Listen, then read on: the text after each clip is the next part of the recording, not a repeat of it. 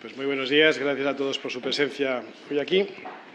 Como siempre, comparto con ustedes algunas cuestiones de relevancia de nuestro grupo parlamentario y a continuación me pongo a su disposición para cualquier pregunta. En primer lugar, y como no puede ser de otra manera, tenemos el tema de Ucrania.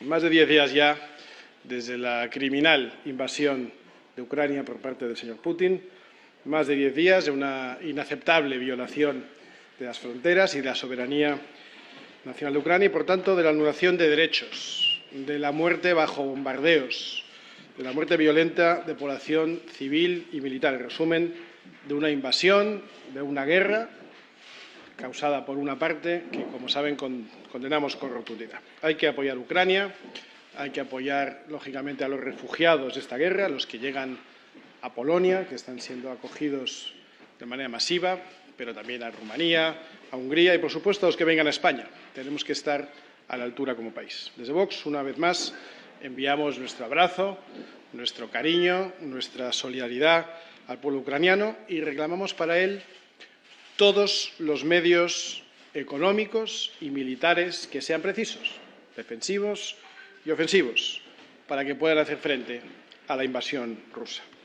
Y apoyamos, lo volvemos a decir porque sé que hay algunos medios que a veces no lo entienden bien, por si acaso lo repito. Apoyamos la llegada de refugiados de la guerra y especialmente las mujeres y los niños, los mayores que están huyendo de la guerra, con todos los medios que estén al alcance de un país como España. La población de Ucrania, la población civil, está realizando estos días un dolorosísimo éxodo, un dolorosísimo abandono de su tierra madre que esperamos, por su bien, que dure lo menos posible. Y esto nos lleva al tema de los refugiados, a un segundo punto del que les quiero hablar hoy, que son los no refugiados de Melilla. Porque España, como saben ustedes, es la frontera sur de Europa, como saben ustedes, es la única nación que tiene dos plazas, única nación europea que tiene dos plazas en el continente africano, sufre desde hace tiempo una serie de ataques y de amenazas a su integridad territorial, a sus fronteras, a su soberanía. Un ataque al que este Gobierno, lamentablemente, ni los anteriores, parece que quiera hacer frente y que parece que no está tomando conciencia de lo que supone. Y miren, esto es muy sencillo. La ley se tiene que cumplir. No es muy complicado. La ley se tiene que cumplir. Hoy mismo, la frontera de Melilla ha vuelto a sufrir un ataque de varios miles de pretendientes o de personas que pretendían superar nuestras fronteras. 400 personas lo han conseguido y han trastocado, han invadido nuestra nación de manera violenta.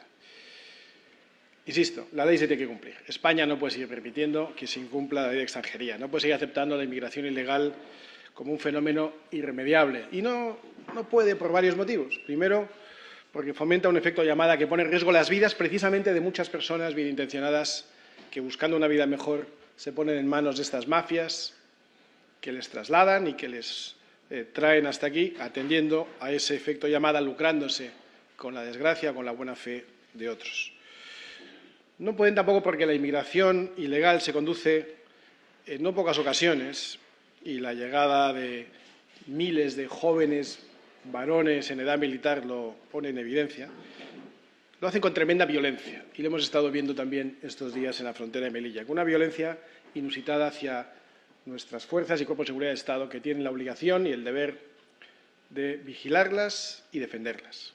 Enviamos por eso hoy, de manera especial, nuestro abrazo, nuestra solidaridad, nuestra comprensión y nuestro cariño precisamente a la Guardia Civil, a la Policía Nacional y a todas las fuerzas y cuerpos de seguridad de Estado que están sufriendo en su propia carne la violencia de muchos de estos inmigrantes ilegales que atacan nuestras fronteras. Y pedimos para todos ellos, para todos los cumplidores de la ley, los que defienden a nuestra nación, todos los medios necesarios, materiales, medios jurídicos, medios personales, todo lo que sea necesario para que puedan desempeñar con garantías su trabajo, con garantías de su seguridad física y con garantías para su carrera, para que nadie tenga miedo de hacer la labor para la que están destinadas en las fronteras españolas. Y tampoco es aceptable este flujo de inmigración ilegal porque genera un caos, genera una inseguridad, genera miedo, genera delincuencia, genera una España, en definitiva, que no deseamos. Mañana, miércoles,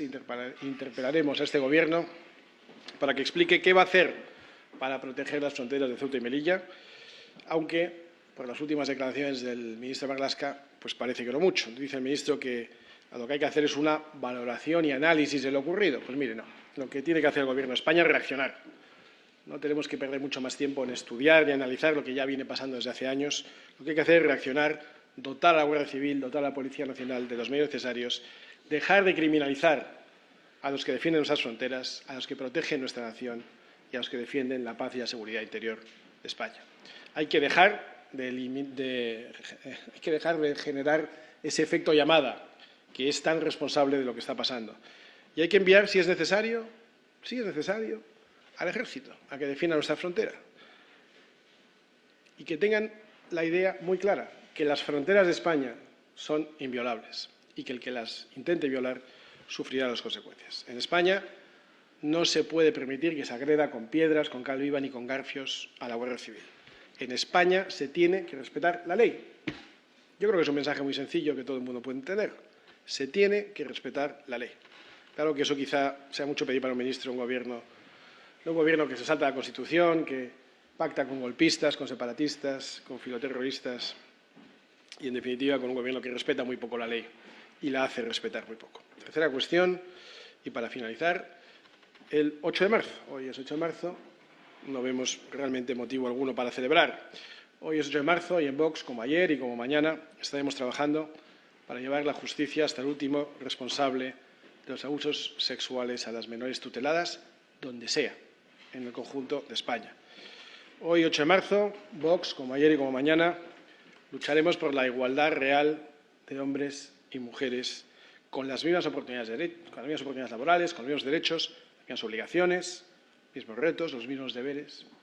Hoy es 8 de marzo y Vox, hoy, como ayer, como mañana, seguirá diciendo no a las consignas de un, no ya feminismo, sino embrismo radical, ideologizado y que está destinado al fracaso, como todo movimiento que está definido en contra de la mitad de la población, en este caso contra los hombres. Un movimiento que se carga la presunción de inocencia del varón, que busca la división en lugar de la armonía y en lugar de la unidad y que despilfarra el dinero de todos para causas que realmente no son del interés general. Saben ustedes que hoy hemos sabido que el Gobierno extrae 20.000 millones de euros. Repito, el Gobierno ha anunciado que va a extraer de los españoles 20.000 millones de euros para impulsar políticas feministas de forma transversal. Esto es literal, no me lo estoy inventando. Estamos hablando de 450 euros por cada español. Una familia de 4 son 1.800 euros. En un momento en el que tenemos la factura de la luz pulverizando todos los récords, con los españoles asfixiados por la nefasta gestión del Gobierno, con una inflación por encima del 7%, con unas tasas de paro juvenil récord en Europa, con unas tasas de empleo bajas y con unas tasas de remuneración bajísimas, con sueldos bajos, todavía con ERTEs en funcionamiento. Le van a quitar a cada español 450 euros. Insisto, una familia de 4 son 1.800 euros para políticas feministas de forma transversal que satisfagan a la señora Irene Montero. Mire, esto no es de recibo. Me consuela decir que mi grupo parlamentario, como otros años, estará en contra no solo de todas estas propuestas, sino de todas las barbaridades que surjan con la excusa del día del 8 de marzo. Me parece realmente insultante a los españoles que en un momento tan difícil estemos hablando de sacarles 450 euros por español. Y sin más, me pongo a su disposición para cualquier pregunta que puedan tener. Gracias. Hola, buenos días. Yo quería preguntarle qué van a votar, si nos lo puede decir, esta tarde en la PNL que proponen PNV y PSOE para la Comisión Independiente de los Abusos de la Iglesia. También cómo afrontan la votación del jueves de la Ley de Vivienda, porque hay varias enmiendas de devolución. y una de texto alternativo de Esquerra. No sé si tienen pensada ya su posición. Y también una valoración sobre el rey emérito, la carta que ha enviado y la propuesta de algunos grupos de recuperar esa modificación de la inviolabilidad en la Constitución. Gracias. Muchas gracias. Respecto a los abusos de la Iglesia, creo que hemos sido claros, pero repetiríamos la posición. Que un solo cura haya abusado de un solo niño os parece repugnante.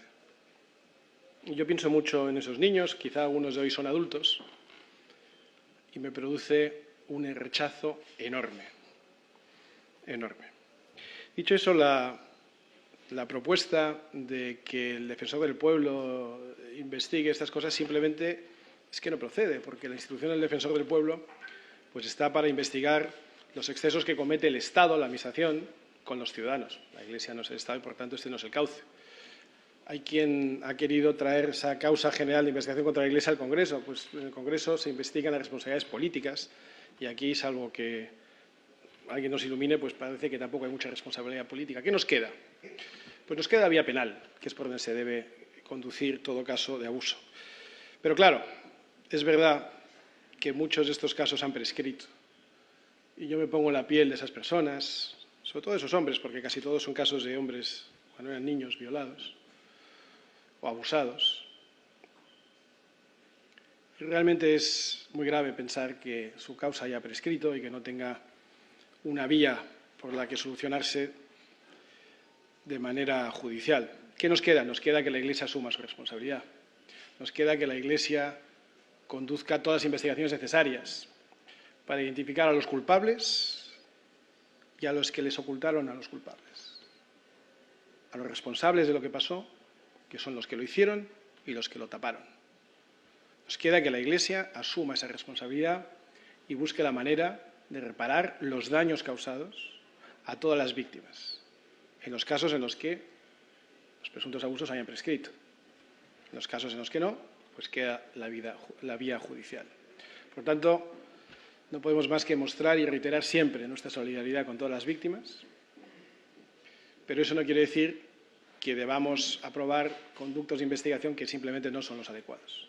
La Iglesia debe ejercer su responsabilidad, debe reparar los daños de las víctimas y, como digo, los casos que no hayan prescrito se deben resolver por vía judicial. Eso en cuanto a la Iglesia. Me decía usted, cuanto a la ley de vivienda, pues mire, nosotros no vamos a apoyar, no solemos adelantar el sentido del voto, pero yo creo que no es ninguna novedad si les digo que jamás vamos a apoyar ninguna ley estatalista, intervencionista, ignorante de la realidad del mercado de la vivienda y que pretende solamente tapar la incapacidad de los sucesivos gobiernos para haber generado un parque de vivienda pública suficiente como para dar salida a las necesidades que tantos españoles tienen.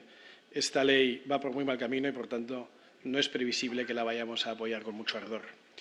Y respecto al rey emérito, pues he leído la carta que ha publicado Casa Real, autorizada por el propio rey emérito, en la que establece que él quiere quedarse a vivir en Abu Dhabi, está en su derecho, quiere venir a visitar España de cuando en cuando, está en su perfecto derecho, y reiterar que todos esos titulares acerca de los presuntos delitos que hubiera podido cometer pues han quedado en nada porque, como hemos visto, todas las causas han decaído. Por tanto, el rey Juan Carlos es un ciudadano libre, sin ninguna causa pendiente con la justicia española, que podrá venir y salir cuando le plazca y nosotros no tenemos nada más que añadir a eso.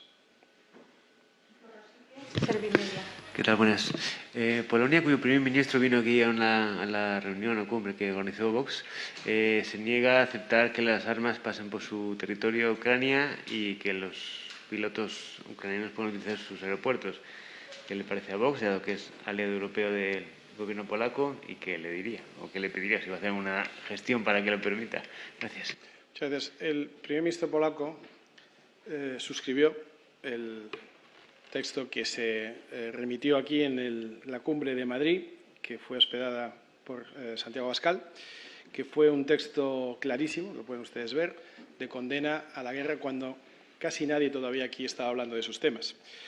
Polonia ha sido además la nación más generosa en el acogimiento de refugiados ucranianos y, por tanto, creo que es de agradecer.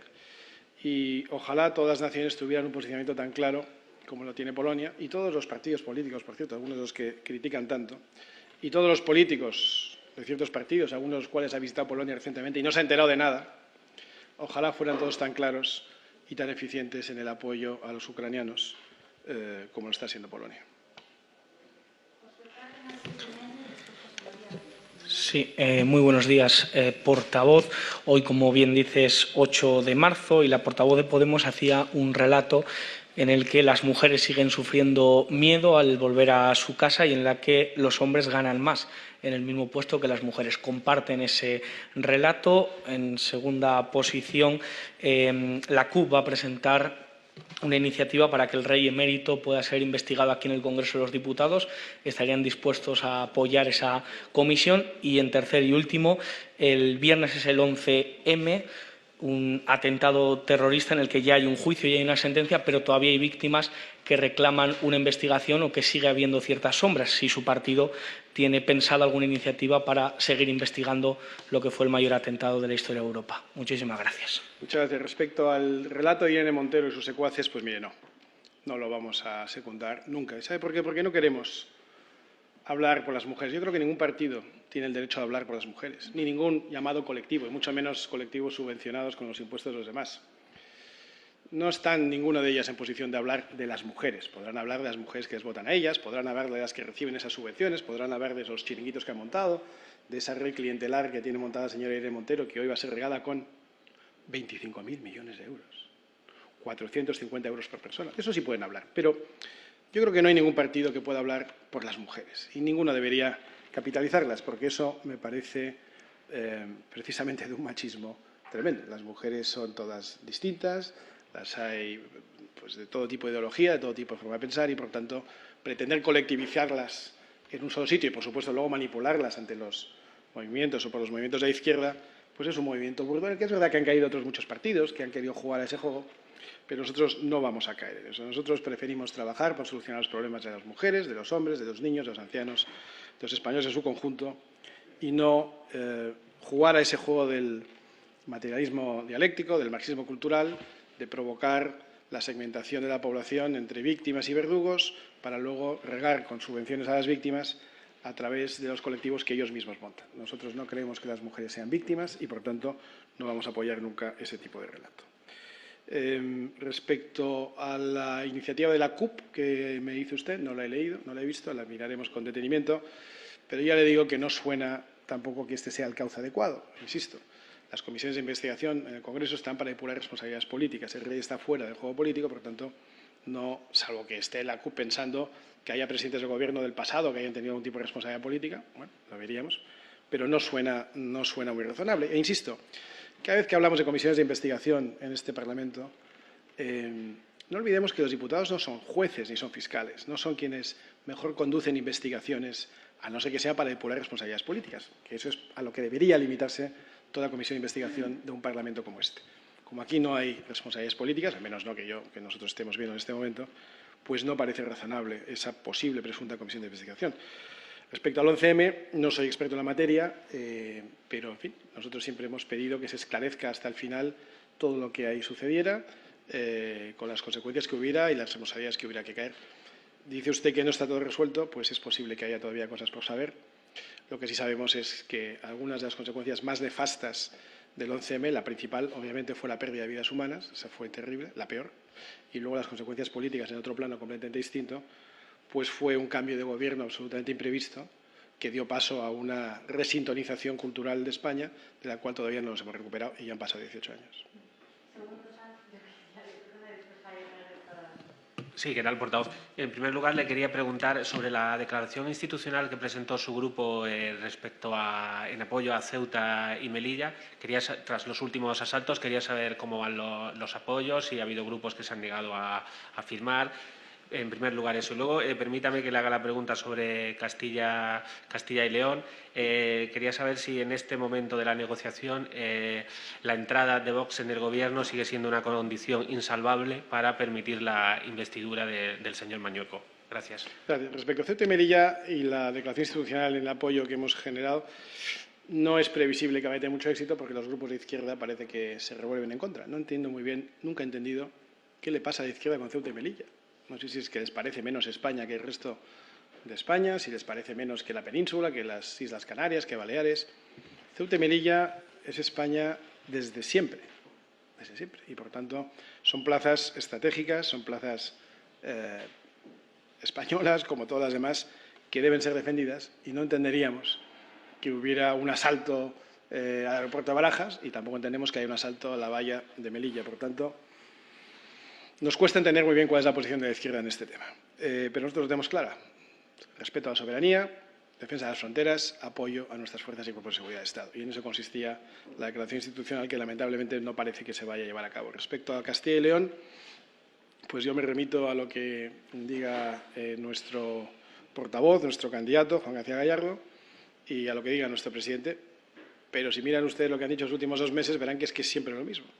Lo que están diciendo es bastante constante, bastante consistente, bastante coherente, y no es previsible que la posición vaya a cambiar. Por tanto, hay otros partidos que ya conocen nuestra posición, dicen cosas que no acaban de encajar bien con lo que estamos diciendo nosotros, pues en los próximos días veremos cómo se resuelve eso.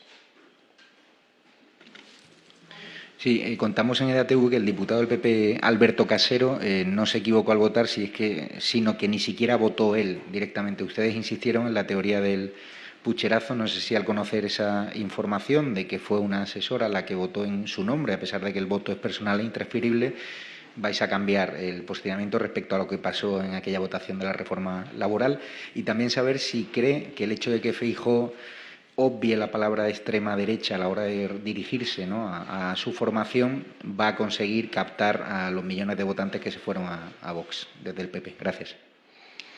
Mire, respecto al PP estamos siendo exquisitos desde hace semanas. Es verdad que se suceden las noticias a cual más rocambolesca. Nos cuesta ya seguir la actualidad, pero vamos a seguir manteniendo una posición de absoluta neutralidad. No es nuestro partido, nosotros no tenemos nada que ver ahí dentro, no entendemos bien sus dinámicas tampoco, pasan cosas que no comprendemos, pero no es nuestro tema, no nos metemos, respetamos como nos gustaría que nos respetaran a nosotros si estuviéramos en situaciones tan difíciles. No creo que pase. Cuando lleguemos a una situación difícil no creo que nadie nos respete como lo hacemos nosotros, pero eso forma parte también de nuestro lema de ser mejor que los demás. Y lo mismo digo respecto al señor Feijóo. Si el Partido Popular definitivamente, creo que hay 2 candidatos, ¿no?, un señor Feijóo y un candidato de Valencia o de Alicante, o candidata, el líder que elijan, pues bien elegido está, porque es para sus bases. Y no tenemos más, nosotros seguiremos con lo nuestro. Tenemos unas ideas claras, tenemos una agenda España que cumplir, tenemos en este momento el respaldo de cada vez más españoles de todo tipo. Las encuestas de las que nunca nos fiamos sí muestran una tendencia, y da igual cuál mire uno, porque la tendencia es la misma, más elevada o más rebajada, y parece que cada vez nuestras ideas van teniendo pues más capacidad de enganche, porque son buenas ideas. Y lo que pasa es que hay veces que tarda la gente en entenderlas como las comunicamos nosotros, porque pues a veces las leen a través de algunos que no se las cuentan bien. Pero conforme nos van conociendo más o nos van leyendo directamente o van acercándose a las fuentes primarias, pues van encajándolas mejor. Y también digo que según el mundo va cambiando y van pasando cosas, pues se va demostrando que teníamos razón en cosas que antes nos criticaban. El caso de la soberanía energética de la que venimos hablando hace años, pues ahora se pone muy de manifiesto, ¿verdad? El tema de la energía nuclear de la que venimos hablando hace años, que el PP y el PSOE se han empeñado en desmantelar, pues se va poniendo muy de manifiesto. La exaltación de Greta pues ha demostrado ser la mejor alianza de Putin, porque gracias al desmantelamiento de nuestro sistema energético y en la búsqueda de otros mucho más complejos y mucho más caros, pues hoy tenemos la luz 10 veces más caro que hace un año. 10 veces. Entonces, el tiempo va pasando y nos va dando la razón en muchos aspectos y, por tanto, pues la intención de apoyo o de voto a Vox, si no nos equivocamos, si nos mantenemos humildes, si no perdemos el camino que llevamos, pues yo creo que irá más con independencia de lo que pase en otros partidos. Hola, ¿qué tal? Buenas tardes. Yo quería insistir un poco con Castilla y León. El jueves se constituye la mesa de las Cortes y quería saber si la presidencia es para Vox una línea roja o cabe la posibilidad de que renuncien a la presidencia para después acordar un gobierno de coalición con el Partido Popular. Y también sobre el emérito, que no sé si al final lo ha aclarado, si serían partidarios ustedes de limitar la inviolabilidad de la figura del rey, como han propuesto aquí algunos grupos, y también añadir que, que no haya posibilidad de juzgar los delitos no significa que no los haya habido, según ha dicho la propia Fiscalía. Entonces, si creen ustedes que el rey le debe alguna explicación a los españoles. Gracias. Muchas gracias. Respecto a Castilla y León, vamos a insistir en lo mismo. Lo que hemos dicho es que siempre lo mismo. No hemos cambiado de posición y, por tanto, realmente aquí no hay mucha novedad. El jueves veremos lo que pasa, ¿no? No me puedo decir más que remitirle a lo que está diciendo el señor García Gallardo cuando se le pregunta, o al señor Abascal en su caso. Pero la posición del partido es clara. La hemos mantenido antes, durante y después de la celebración de la noche electoral. Y, por tanto, yo creo que es perfectamente previsible. Lo que hagan otros partidos pues tendrá las consecuencias para esos propios partidos. Pero ahí no le puedo ayudar más que remitirme a lo que hemos dicho una y otra vez. Respecto a la inviolabilidad del rey, pues no parece que esté entre las 100 principales preocupaciones de los españoles. Estamos en un momento en el que tenemos los precios más caros de la historia, la gasolina más cara de la historia, el gas más caro de la historia, la electricidad más cara de la historia, la calefacción más cara de la historia, sueldos en términos relativos más bajos, impuestos más altos, una tabla de IRPF que no se deflacta y que, por tanto, significa que cada vez que alguien se sube el sueldo nominalmente pero no gana en términos reales, paga más impuestos. Y en estas condiciones, además, 25.000 millones que van a ir a las políticas de igualdad. Mire, el tema de la inviolabilidad del rey, como digo, no creo que esté entre las 100 principales preocupaciones españoles y, desde luego, no está entre las nuestras ahora mismo.